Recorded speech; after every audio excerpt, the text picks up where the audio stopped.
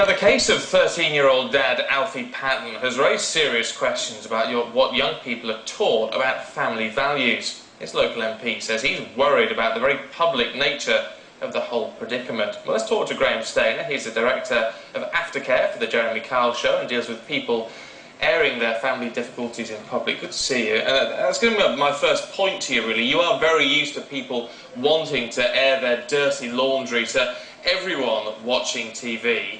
There's got to be a difference when children start doing it. I think in this particular situation you have to look at the individual and the environment in which they live.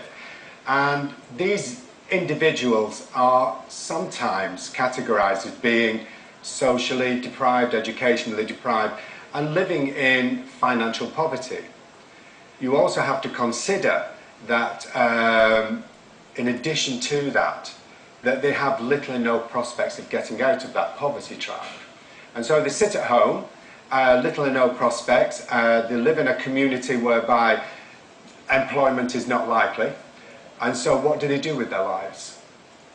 And often you find these children are in a position whereby they're bored, they're sat at home, and the only thing to do is to drink, have sex, and they see that as progress. I mean, looking at this whole issue, there does seem to be this general idea that, I mean, there's been talk of broken Britain that the Conservatives have been talking about for several years now, and one of the things that they point to in all of this is an increase in teenage pregnancies and an increase in sexual activity of very young children, increasingly young children. Would you go along with that as an idea?